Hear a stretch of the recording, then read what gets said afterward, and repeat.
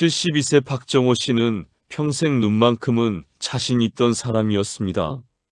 신문도 휴대전화도 시계 숫자까지 또렷하게 보이던 눈이었죠. 그런데 어느 날부터 숫자가 겹쳐 보이기 시작했습니다. 처음엔 피곤해서 그런 줄 알았어요. 하지만 며칠이 지나고 몇 주가 지나도 나아지지 않았습니다. 비싼 안경을 새로 맞췄지만 소용없었고, 인터넷을 검색하면 백내장이니 수술이니 하는 무서운 단어들만 나왔습니다. 결국 전문 기관을 찾아가서 정밀 검사를 받았는데 거기서 들은 말이 뜻밖이었습니다. 어르신, 눈이 나빠진 게 아닙니다. 이 한마디는 박정호 씨의 인생을 바꿨습니다. 그리고 지금 이 영상을 보고 계신 여러분의 이야기일지도 모릅니다. 저는 지난 28년간 눈 건강과 시력 변화를 연구해온 이경민입니다. 주로 중장년층 분들의 시력 문제를 전문적으로 다뤄왔고, 그동안 수천 분의 눈 상태를 살펴보며 한 가지 중요한 사실을 발견했습니다. 많은 분들이 눈이 침침해지면 바로 노안이나 백내장을 떠올리시는데, 실제로는 전혀 다른 원인 때문인 경우가 정말 많습니다. 시력도 크게 떨어지지 않았는데 왜 세상이 점점 흐릿하게 보이는 걸까요? 그 답은 대부분의 분들이 가볍게 넘기는 안구 건조증에 있었습니다. 단순히 눈이 뻑뻑한 정도가 아니라 보는 능력 자체를 흐리게 만드는 문제였던 겁니다. 박정호 씨는 그날부터 세 가지 간단한 습관을 시작했고, 불과 한 달 만에 다시 선명한 세상을 되찾았습니다. 혹시 여러분도 요즘 눈이 침침하고 글씨가 흐릿하게 보이시나요? 그게 정말 노안 때문일까요? 아니면 다른 이유가 있는 걸까요? 댓글로 여러분의 경험을 나눠주세요. 박정호 씨 이야기를 좀 더 자세히 들려드리겠습니다. 그분은 평생 눈 건강에 자신이 있으셨어요. 정기 검진도 빠지지 않고 받으셨고, 시력도 늘 좋은 편이었습니다. 그런데 어느 날 아침 신문을 펼쳤는데 글씨가 조금 겹쳐 보이는 느낌이 들었습니다. 처음엔 별로 신경 쓰지 않으셨어요. 전날 늦게 잤으니까 피곤해서 그런가 보다 하고 넘어갔죠. 그런데 그 증상이 며칠째 계속됐습니다. 아침에는 괜찮은데 오후만 되면 눈이 뿌옇게 흐려지고 휴대전화 화면도 제대로 보이지 않았습니다. 불안해진 박정호 씨는 먼저 안경원을 찾아갔습니다. 직원분이 친절하게 말씀하시더래요. 나이 들면 다 그렇다고 누진다 초점 안경을 맞추면 해결될 거라고요. 가격이 꽤 나갔지만 마음은 편해질 거라 믿고 안경을 맞췄습니다. 하지만 안경을 쓰는 순간 오히려 더 불안해지셨다고 해요. 글씨는 여전히 흐렸고 빛은 번졌으며 오후가 되면 더 답답해지는 느낌이었습니다. 이제 정말 눈이 망가진 건가 싶어서 인터넷을 검색하기 시작했는데 백내장, 노안 악화, 수술 같은 무서운 단어들만 눈에 들어왔습니다. 결국 대형 안과를 찾아가서 정밀 검사를 받았습니다. 눈 사진도 찍고 시력도 재고 여러 가지 검사를 다 했어요. 그런데 결과를 듣는 순간 박정호 씨는 깜짝 놀랐습니다. 백내장도 아니고 시력도 크게 떨어지지 않았다는 겁니다.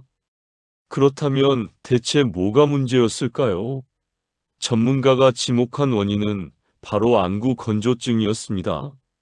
여러분, 혹시 아직 구독과 좋아요를 누르지 않으셨다면 지금 바로 눌러주세요. 이 채널은 여러분의 건강한 노년을 응원합니다. 오늘 이 영상에서 말씀드릴 내용은 여러분의 눈 건강 관리 방식을 완전히 바꿀 수 있는 중요한 지혜입니다. 끝까지 보지 않으시면 가장 중요한 실천법을 놓치게 되고 지금까지의 노력이 의미 없어질 수 있어요. 마지막에 나올 단 하나의 습관이 모든 것을 바꿀 수 있으니까요. 박정호 씨처럼 여러분도 노안이 아니라 안구 건조증 때문에 고생하고 계실 수 있습니다. 작은 습관 하나만 바꿔도 충분히 좋아질 수 있는 문제예요. 그래서 이제부터 안구 건조증이 왜 시야를 흐리게 만드는지, 일상 속에서 우리가 놓치고 있는 원인들은 무엇인지 하나씩 짚어보겠습니다. 대부분 분들은 눈의 렌즈가 하나라고 생각하세요. 바로 수정체죠. 하지만 사실 눈에는 렌즈가 두 개 있습니다. 하나는 우리가 아는 수정체고 또 하나는 눈물막 렌즈입니다. 이 눈물막이 눈 표면을 고르게 덮어줘야 빛이 제대로 굴절되고 선명하게 보이는 겁니다. 그런데 이 눈물막이 불안정해지거나 깨지면 아무리 시력이 정상이어도 세상이 뿌옇게 보이기 시작합니다. 한국시력연구센터에서 60대 이상 400명을 대상으로 조사한 결과를 보면 시야가 흐려진다고 호소한 분들 중 68%가 실제로는 시력 저하가 아니라 눈물막 불안정 때문이었다고 합니다. 박정호 씨도 바로 이 경우였어요. 수정체는 멀쩡한데 눈물막이 무너지면서 보이지 않는 렌즈가 깨진 거죠. 제가 만난 69세 김순자 님도 비슷한 경험을 하셨습니다. 아침에는 괜찮은데 오후만 되면 텔레비전 자막이 겹쳐 보인다고 하셨어요. 안경을 여러 번 바꿔도 소용이 없었는데 알고 보니 눈물막이 시간이 지나면서 증발하고 있었던 겁니다. 눈물이 마르니까 보호막이 점점 불안정해지고 빛이 난반사를 일으켜서 흐릿하게 보였던 거예요. 안경을 써도 눈을 비벼도 해결되지 않았던 이유가 바로 여기 있었습니다. 그렇다면 왜 눈물막이 깨질까요? 나이가 들면 자연스럽게 눈물 분비량이 줄어들기도 하지만 우리가 모르는 사이에 눈물을 빠르게 증발시키는 습관들이 있습니다. 여러분도 혹시 오후만 되면 눈이 침침해지시나요? 그렇다면 눈물막을 한번 점검해 보셔야 합니다. 겨울철 난방, 여름철 에어컨, 우리 생활에 꼭 필요한 것들이죠. 하지만 이것들이 바로 눈물을 가장 빠르게 증발시키는 주범입니다. 실내 공기가 건조해지면 눈 표면의 수분도 함께 날아가 버립니다. 특히 바람이 직접 얼굴에 닿으면 눈물 증발 속도가 두세 배 빨라진다고 해요. 일본 도쿄안과 연구소의 연구를 보면 실내 습도가 30% 이하로 떨어지면 눈물막 유지 시간이 평균 40% 감소한다고 합니다. 그러니까 난방을 틀어놓고 하루 종일 실내에 있으면 눈물이 계속 마르는 환경에 노출되는 겁니다. 눈이 침침해질 수밖에 없죠. 75세 이영수님은 겨울만 되면 눈이 뿌옇게 흐려진다고 하셨어요. 여름에는 괜찮은데 난방을 시작하면 증상이 나타나는 거예요. 알고 보니 거실에 가습기를 틀지 않고 하루 종일 난방만 가동하고 계셨습니다. 습도를 50% 정도로 유지하고 난방 바람이 직접 얼굴에 닿지 않도록 방향을 조절했더니 일주일 만에 시야가 훨씬 선명해졌다고 하세요. 실내 습도를 적절하게 유지하는 것만으로도 눈물 증발을 크게 줄일 수 있습니다. 가습기를 사용하거나 젖은 수건을 걸어두거나 창문을 자주 열어서 환기해 주시면 도움이 됩니다. 그리고 난방이나 냉방 바람이 얼굴 쪽으로 직접 오지 않도록 조절해 주세요. 작은 변화지만 눈 건강에는 큰 차이를 만듭니다. 휴대전화, 텔레비전, 컴퓨터. 요즘 하루에 화면을 얼마나 오래 보시나요? 화면을 집중해서 보면 우리도 모르게 눈 깜빡임 횟수가 크게 줄어듭니다. 보통 사람은 1분에 15번에서 20번 정도 눈을 깜빡이는데 화면을 볼 때는 5번에서 7번으로 줄어든다고 해요. 눈을 깜빡일 때마다 눈물이 눈 표면에 고르게 퍼지면서 눈물막을 새로 만들어줍니다. 그런데 깜빡임이 줄어들면 눈물막이 제대로 형성되지 않고 눈 표면이 건조해지면서 시야가 흐려지는 겁니다. 미국 시각과학회 연구에 따르면 2시간 이상 연속으로 화면을 보면 눈물막 안정성이 평균 55% 감소한다고 합니다. 71세 최민호님은 요즘 드라마를 몰아보는 재미에 푹 빠지셨대요. 하루에 서너 시간씩 텔레비전 앞에 앉아 계시는데 드라마가 끝나고 나면 눈이 뻑뻑하고 흐릿하게 보인다고 하셨습니다. 제가 조언해 드렸어요. 30분마다 한 번씩 눈을 감고 쉬거나 의식적으로 눈을 여러 번 깜빡여 주시라고요. 그렇게 2주 정도 실천하셨더니 드라마를 봐도 눈이 훨씬 편해지셨다고 합니다. 화면을 볼 때는 30분에 한 번씩 눈을 쉬어주세요. 눈을 감고 10초 정도만 쉬어도 눈물이 다시 고르게 퍼집니다. 그리고 의식적으로 눈을 자주 깜빡여 주시는 것도 중요합니다. 눈 깜빡임은 눈물막을 지키는 가장 기본적인 방법이에요. 눈물은 그냥 물이 아닙니다. 눈물 표면에는 얇은 기름층이 있어서 눈물이 쉽게 증발하지 않도록 보호해줍니다. 이 기름은 눈꺼풀 가장자리에 있는 마이봄샘이라는 곳에서 나오는데 이 샘이 막히면 기름이 제대로 분비되지 않습니다. 그러면 눈물 표면에 보호막이 생기지 않아서 눈물이 금방 증발해 버리는 거예요. 한국안구건조증 연구회의 조사를 보면 안구건조증 환자의 약 80%가 마이봄샘 기능 장애를 동반하고 있다고 합니다. 나이가 들수록 이 샘이 막히기 쉬워지고 화장이나 먼지 같은 것들도 막힘을 악화시킵니다. 특히 눈꺼풀을 제대로 씻지 않으면 기름샘 입구에 노폐물이 쌓여서 막히게 됩니다. 68세 박영애님은 아침에 일어나면 늘 눈꺼풀이 무겁고 눈이 침침하다고 하셨어요. 세안을 해도 나아지지 않았는데 자세히 살펴보니 눈꺼풀 가장자리가 약간 붉고 기름샘이 막혀 있었습니다. 저는 눈꺼풀 온찜질과 마사지를 권해드렸어요. 따뜻한 수건을 눈 위에 5분 정도 올려놓고 그 다음 눈꺼풀을 부드럽게 마사지해 주는 겁니다. 박영애님은 매일 아침 저녁으로 이 방법을 실천하셨습니다. 2주 정도 지나자 눈꺼풀이 가벼워지고 눈도 훨씬 편해졌다고 하세요. 막혔던 기름샘이 뚫리면서 눈물의 보호막이 제대로 생긴 거죠. 온찜질은 기름샘을 부드럽게 만들어주고 마사지는 막힌 기름을 밀어내는데 도움을 줍니다. 눈꺼풀 관리는 대부분의 분들이 놓치는 부분입니다. 하지만 이것만 잘해도 안구 건조증이 크게 좋아질 수 있어요. 하루에 한두 번 따뜻한 수건으로 온찜질하고 부드럽게 마사지해 주세요. 눈물의 질이 달라집니다. 야외 활동을 하실 때 눈이 불편하신 적 있으신가요? 바람이 불면 눈물이 빠르게 증발하고 강한 자외선은 눈 표면을 자극합니다. 특히 산책이나 등산을 좋아하시는 분들은 바람과 자외선에 장시간 노출되기 쉬워요. 겨울철 찬바람이나 봄철 황사, 여름철 강한 햇빛 모두 눈물막을 불안정하게 만드는 요인들입니다.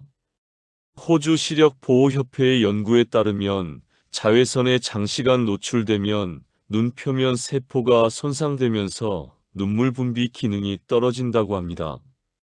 또 바람이 강한 날 야외에 1시간 이상 있으면 눈물 증발량이 평상시보다 3배 이상 늘어난다고 해요. 73세 정수진님은 매일 아침 공원에서 산책을 즐기십니다. 그런데 산책하고 돌아오면 늘 눈이 따갑고 흐릿하게 보였어요. 겨울에는 더 심했습니다. 제가 선글라스나 바람막이 안경을 권해드렸더니 그 다음부터는 산책 후에도 눈이 훨씬 편하다고 하세요. 선글라스는 자외선을 차단해주고 바람막이 안경은 바람으로부터 눈을 보호해줍니다. 야외 활동을 하실 때는 선글라스나 모자를 꼭 착용하세요. 바람이 강한 날에는 바람막이 기능이 있는 안경을 쓰시면 더 좋습니다. 눈을 보호하는 작은 습관이 눈물막을 지키는데 큰 도움이 됩니다. 혹시 지금 복용하고 계신 약이 있으신가요? 고혈압 약, 알레르기 약, 수면제, 항우울제 같은 약들 중 일부는 눈물 분비를 줄이는 부작용이 있습니다. 약을 먹기 시작한 이후로 눈이 건조해졌다면 약물 때문일 가능성이 있어요. 미국 안과학회 자료를 보면 항히스타민제나 이뇨제 같은 약물은 체내 수분을 줄이면서 눈물 분비도 함께 감소시킨다고 합니다. 특히 여러 가지 약을 동시에 복용하시는 분들은 이런 부작용이 더 심하게 나타날 수 있습니다. 70세 김철수님은 고혈압 약과 알레르기 약을 함께 드시는데 약을 먹은 이후로 눈이 계속 뻑뻑하고 침침하다고 하셨어요. 약 때문인지 확인하기 위해 전문가와 상담했더니 복용 중인 약 중 하나가 눈물 분비를 줄일 수 있다는 얘기를 들으셨습니다. 약을 바꾸거나 인공 눈물을 함께 사용하는 방법을 고려해 보시라는 조언을 받으셨어요. 만약 약을 먹기 시작한 후에 눈이 건조해졌다면 담당 전문가와 상담해 보시는 게 좋습니다.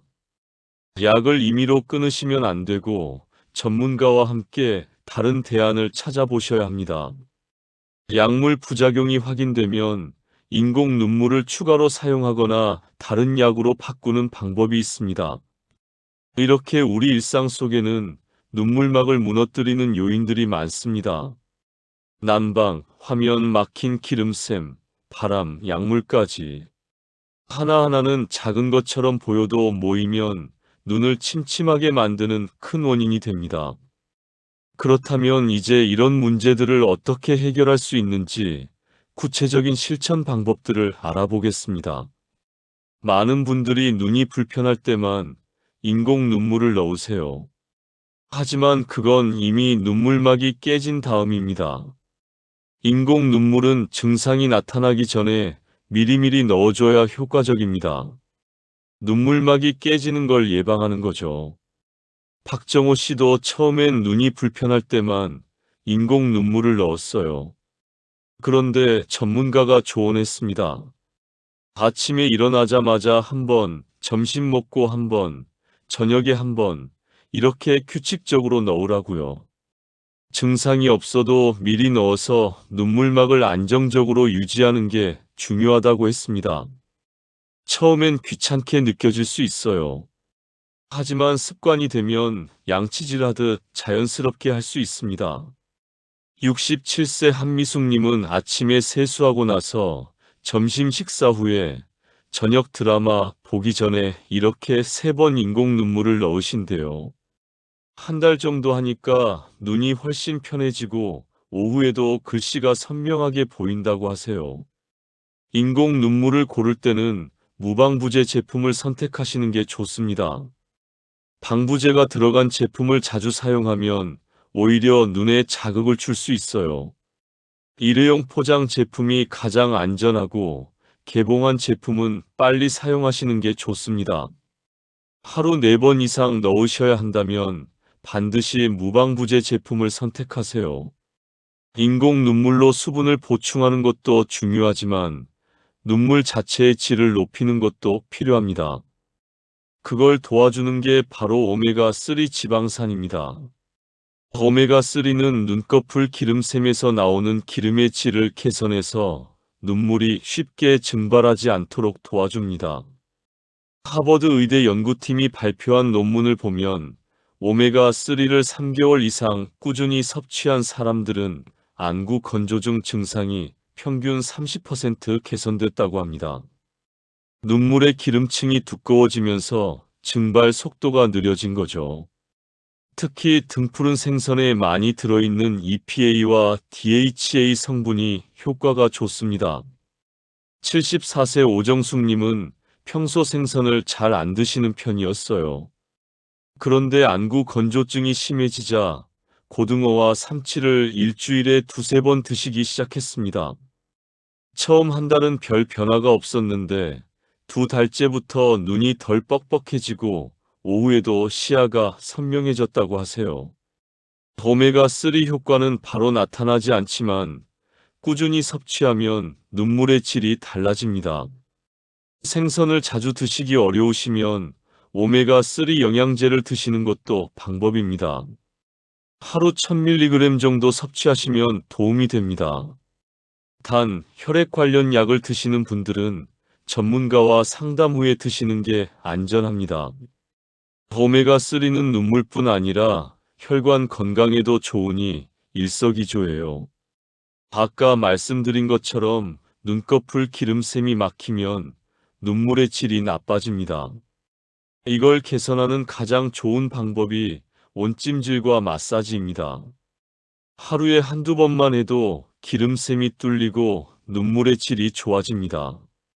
방법은 간단합니다. 깨끗한 수건을 따뜻한 물에 적셔서 꽉 짜세요. 그리고 눈을 감고 그 수건을 눈 위에 5분 정도 올려놓으세요. 수건이 식으면 다시 따뜻한 물에 적셔서 올려놓으시면 됩니다. 온찜질이 끝나면 눈을 감은 채로 눈꺼풀을 코 쪽에서 귀 쪽으로 부드럽게 마사지해주세요. 10번 정도 반복하시면 됩니다. 72세 장영호님은 아침에 세수하고 나서 온찜질과 마사지를 매일 하십니다. 처음엔 귀찮았는데 일주일 정도 하니까 눈꺼풀이 가벼워지고 눈이 편해지는 느낌이 들었대요. 한 달 정도 지나자 눈이 뻑뻑한 증상이 거의 사라졌다고 하세요.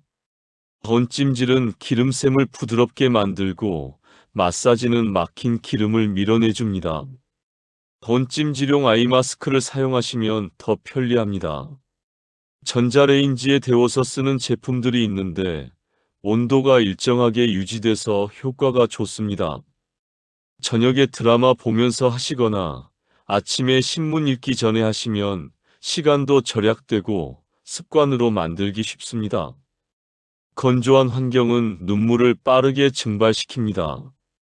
특히 겨울철 난방을 하면 실내 습도가 2030%까지 떨어지는데 이건 눈에 정말 나쁜 환경입니다. 실내 습도를 50% 정도로 유지하면 눈물 증발을 크게 줄일 수 있습니다. 가습기를 사용하시는 게 가장 좋습니다. 요즘은 습도계가 달린 가습기도 많아서 자동으로 습도를 조절해 줍니다. 가습기가 없으시다면 젖은 수건을 방 안에 걸어두시거나 물을 담은 그릇을 여러 개 놓아두시는 것도 방법입니다. 화초를 키우시는 것도 자연스럽게 습도를 높이는 데 도움이 됩니다.